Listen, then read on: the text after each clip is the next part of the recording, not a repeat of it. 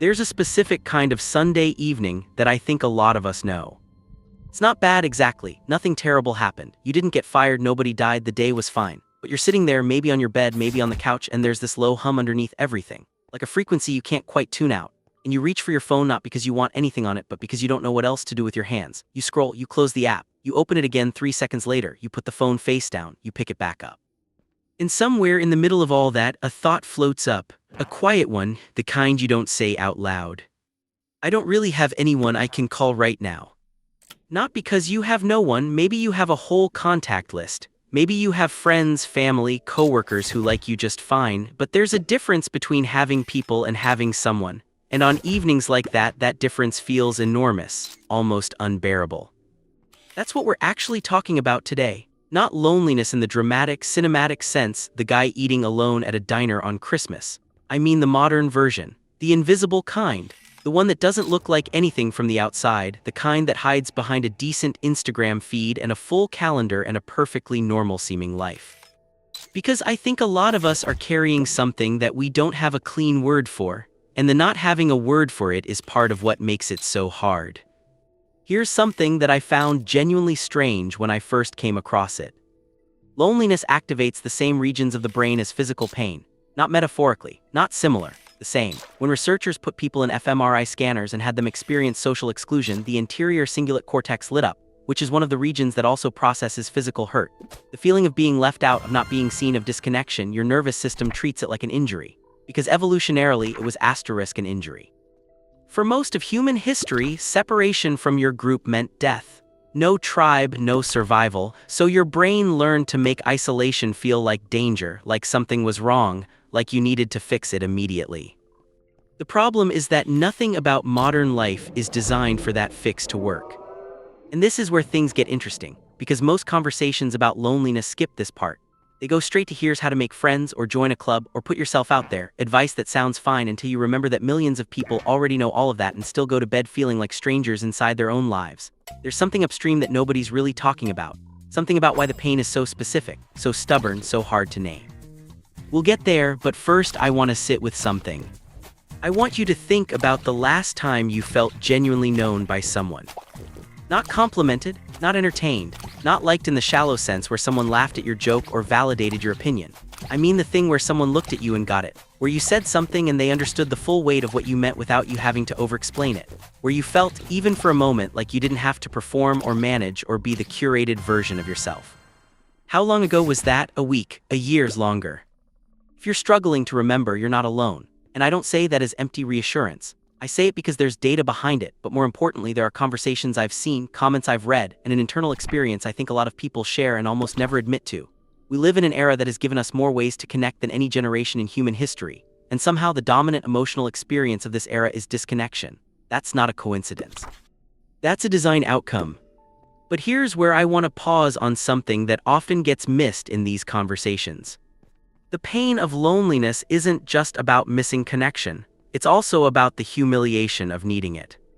Because we've built this whole cultural narrative around not needing people too much, about being self-sufficient, about not being a burden, about processing your stuff on your own and showing up to the world put together. Vulnerability is something you do in therapy or maybe in a very specific kind of confessional TikTok, but in real life, in the moment with the actual people in your life, that's terrifying, that's risky. Because what if they can't hold it? What if they get weird? What if you become too much? So you learn to shrink the need, to perform okayness so convincingly that after a while you almost forget you were performing. You get good at being fine. You get really good at being fine. And the loneliness doesn't disappear, it just goes underground. It turns into a low-level static that you carry everywhere without ever quite acknowledging it. That Sunday evening feeling, that's what that static sounds like when the day gets quiet enough. There's a concept in psychology called perceived social isolation. The idea that loneliness is less about how many people you're around and more about how understood you feel by them. And this is the thing that breaks the logic of just go meet people. Because you can be surrounded by people, you can be at a party, in a family, in a long-term relationship, and still feel like you're watching everything through a window, present in body but somehow behind glass. I think almost everyone reading this knows what that feels like. The party where you're laughing and talking and doing all the right things, but part of you is somewhere else, watching yourself do the social routine, wondering if any of this is real. The family dinner where you're a slightly different version of yourself, The group chat that's active all the time but never actually says anything. The modern world has given us so many ways to be around people while simultaneously avoiding the terrifying act of being asterisk with asterisk them. And I think we've taken every single one of those escape routes. Honestly, I think I've taken most of them. It's so much easier to send a meme than to say, "I've been struggling." It's so much easier to react with an emoji than to call someone back. We've built these little emotional proxies and we've let them substitute for the real thing so consistently that some of us have genuinely forgotten how the real thing feels. And here's the uncomfortable part. Sometimes we prefer it that way. Let me tell you something that took me a long time to admit to myself. Sometimes loneliness is something we choose, not consciously, not deliberately, but functionally in practice. Because depth is vulnerable. Because being truly known means someone could truly reject you. Because the version of connection that actually nourishes you requires you to show up unguarded. And that is genuinely scary in a way that's hard to articulate to someone who hasn't felt it. So instead, we manage. We engage at a controlled distance. We're friendly but not close. We're interested but not invested. We keep the energy light. We deflect with humor right when the conversation was about to get real. We leave the party a little early. We don't text back right away so we don't seem too eager. We build these elaborate systems of emotional protection and they work in the sense that they keep us safe. And they also slowly and quietly keep us starving. This is not a character flaw. This is a survival adaptation. If you've been hurt before, and most people reading this have been hurt before, then your nervous system has good reasons for doing this. You learned that openness got you burned. You learned that needing people led to disappointment. You learned that the closer you let someone in, the more they could damage you on the way out, so you made a deal with yourself. Unconsciously maybe, but you made it. I'll stay connected enough to function, but I won't go so deep that I can't recover if it falls apart. The problem with that deal is the interest it charges over time. Because the same walls that keep the pain out also keep the warmth out, you can't be selectively numb. You can't close yourself off to hurt without also closing yourself off to joy. And so you end up in this strange middle space where nothing is acutely terrible but nothing is genuinely nourishing either. Safe, empty, fed but not full. Now here's where I want to shift something. Because I think we've been looking at loneliness wrong, or at least, I think the dominant cultural conversation about it is missing something important. We tend to treat loneliness like a problem to be solved, like a lack that needs to be filled. And so the advice is always additive: get more friends, spend more time with people, be more social, put yourself out there. All of which puts the burden entirely on you and treats the condition as if it has nothing to do with the world you're living in. But what if loneliness in its modern form is mostly an environmental problem? What if the pain you're feeling isn't a sign that something is wrong with you, but a sign that you're a human animal living in conditions that human animals were never built for? Think about what we've actually done to the architecture of everyday life in the past few decades. We've zoned neighborhoods so you drive to everything. We've replaced third places, the pub, the town square, the diner, the community center, with delivery apps and streaming services. We've organized work around productivity metrics and screen time. We've moved everything online, including social life, and then we've watched real social life quietly hollow out without ever quite connecting the dots. Kids today are spending more time alone in their bedrooms having online relationships than any previous generation, and we're shocked that anxiety and disconnection are at historic highs. The shock is what's baffling to me. I'm not saying technology is evil, I'm not doing that thing, but I think we have to be honest about the exchange. We traded inconvenience for isolation without realizing that the inconvenience was load-bearing. The commute you hated was the thing where you ran into your neighbor. The errand that annoyed you was how you knew the person who worked at the coffee shop. The unplanned, inefficient, slightly boring fabric of everyday physical presence was the medium through which human connection happened, and we optimized it away. And now we're lonely and we're taking supplements for it. There's another layer to this that I think about a lot. Loneliness doesn't just hurt because we're missing people. It hurts because it makes us feel like we're missing people more than other people are missing people. Like everyone else is out there in warm, well-lit rooms full of genuine connection, laughing effortlessly, and we're just over here doing the Sunday evening phone scroll.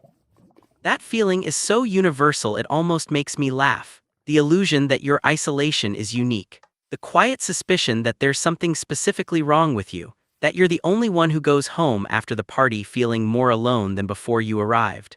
That you're the only one in the group chat who wonders if anyone would notice if you left. You're not, I promise you, you are not. Most people are doing the same performance you are. Most people are managing the same distance you are. Most people have the same thought on the same Sunday evening, and most people reach for the same phone and feel the same unsatisfying scroll. We're all lonely and we're all pretending not to be, which is almost mathematically perfect in its dysfunction. A whole world of people starving for genuine connection, performing contentment for each other's benefit.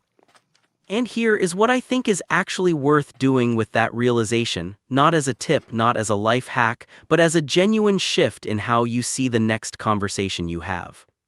The person in front of you is probably also lonely. The friend who seems like they have it all together, the coworker who appears confident and well-adjusted, the family member who gives advice like they've got it all figured out. They're all running some version of the same quiet hunger you are. And when you understand that, something changes about how much courage it takes to be the one who goes first. To be the one who says, I've been struggling with something, or that actually really got to me, or just, I miss you. Not as a big dramatic reveal, just as a small act of honesty that breaks the performance for a moment. Going first is terrifying. It is also the only way any of this changes. So let's talk about what actually moves the needle, not productivity advice, not build your social circle frameworks, the real stuff. The first thing is that we have to stop waiting for the right conditions to be honest with people. There's this assumption we carry: I'll be more open when the relationship gets deeper, I'll be more vulnerable when I know it's safe. But that's backwards. The relationship gets deeper * because you were open. The safety comes after * the risk, not before. You're waiting for a fire that only starts when you strike the match. So the practical thing is genuinely simple, even though it's not easy. The next time you have a conversation with someone you care about, say one true thing you weren't planning to say. Not your deepest wound, not a confession, just one honest sentence that's slightly more real than what you usually offer. Something like, I've been feeling kind of disconnected lately, or I don't know, I've just been thinking about how fast time is going, or even just, I actually really value this. Us talking, that's it, that's the whole move. Watch what happens to the room. The second thing is about where you're putting your social energy, because I think a lot of us are putting enormous amounts of energy into maintaining the appearance of social connection while investing almost nothing in the actual experience of it. We're keeping up with 40 people at a surface level instead of really showing up for 3. We're liking posts instead of calling. We're broadcasting instead of having a conversation. Social media is not bad, but it is a fundamentally different activity than connection, and conflating the two is how you can be constantly surrounded by people and still feel invisible. So the shift there is less about doing more and more about doing differently. One real conversation, genuinely present, phone in your pocket, actually listening, is worth more for your nervous system than 300 casual interactions. Your brain doesn't add them up. It doesn't work like that. What it tracks is depth. What it's hungry for is being truly attended to, even once, even briefly.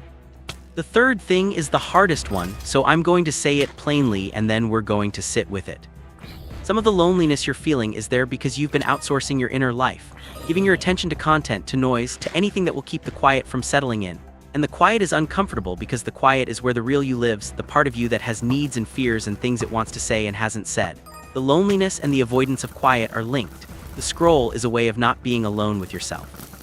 But you can't really connect with other people if you're not willing to spend time with the version of you that wants to connect.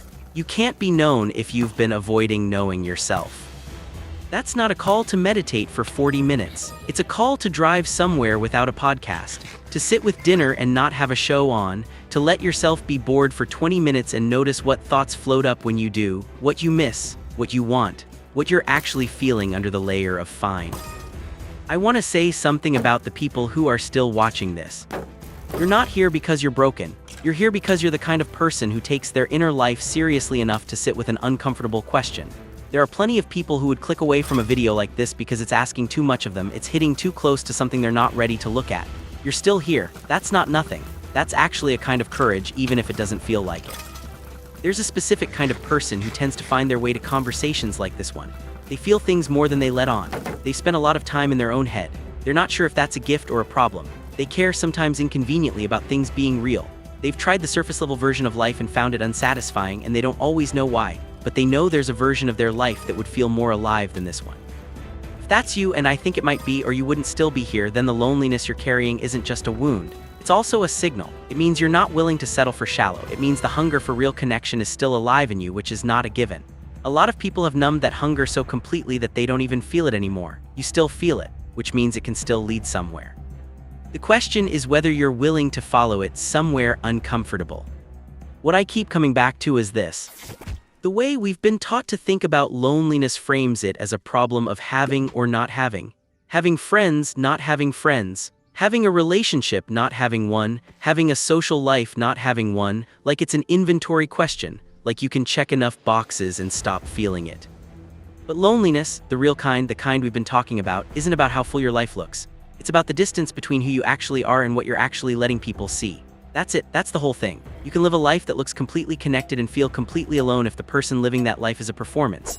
And you can be objectively in a pretty small and quiet life and feel profoundly accompanied if the connections you have are real. We don't need more, we need more * real. And real starts with you being the kind of person who goes first, who says the honest thing, who stops managing every interaction and occasionally just shows up. Not perfectly, not bravely in some cinematic way, but just genuinely, just actually present, just actually you. That's the thing about people who get this right, the ones who seem to have the connections that the rest of us are looking for. They're not more likable than everyone else. They're not more interesting. They're just less defended. They've made a quiet decision to stop protecting themselves from connection, and everything else followed from that.